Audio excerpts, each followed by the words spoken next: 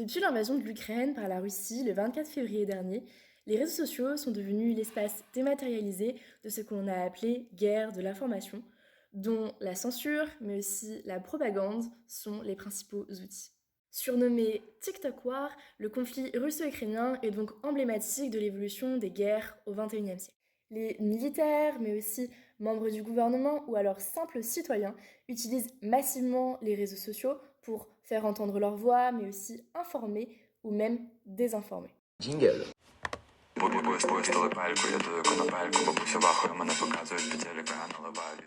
Cette guerre donne lieu à d'innombrables photos et vidéos partagées sur les réseaux sociaux et qui sont visionnées des millions de fois.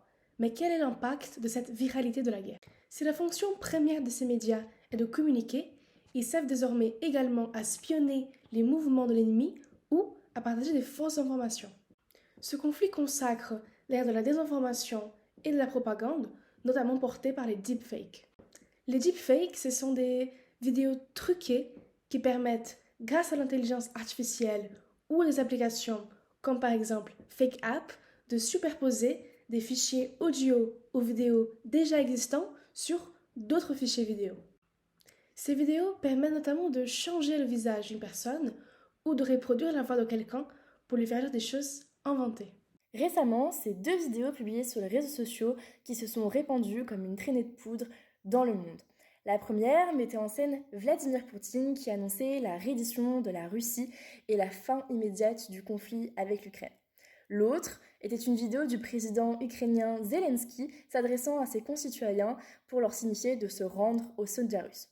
Les deux étaient évidemment fausses. Ceci dit, on voit bien que les outils numériques modernes ne sont pas seulement utilisés pour répandre la propagande ou les fake news, mais permettent aussi, et surtout, de documenter l'action des forces mobilisées, notamment des éventuels crimes de guerre, afin d'établir la vérité.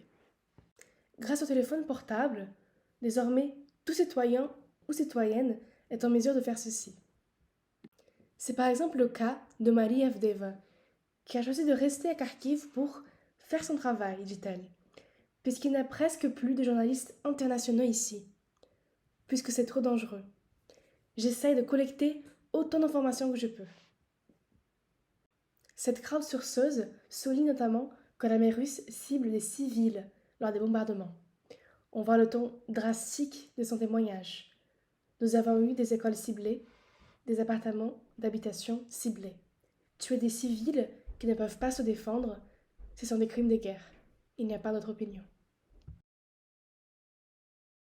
Les réseaux sociaux constituent donc plus que jamais une ressource essentielle au travail des enquêteurs sur les crimes de guerre, comme Belkis Wailis, qui est chercheuse chez Human Rights Watch dans la division des crimes et conflits mondiaux. Selon elle, les posts numériques peuvent également nous aider à identifier le crime, la victime, mais aussi la personne qui filme et donc de potentiels suspects. Les réseaux sociaux sont donc cruciaux pour enquêter sur les crimes de guerre. Pour mieux comprendre l'actualité et ses implications numériques, n'hésitez donc pas à vous abonner. Et en attendant, à bientôt sur Close Web. Jingle.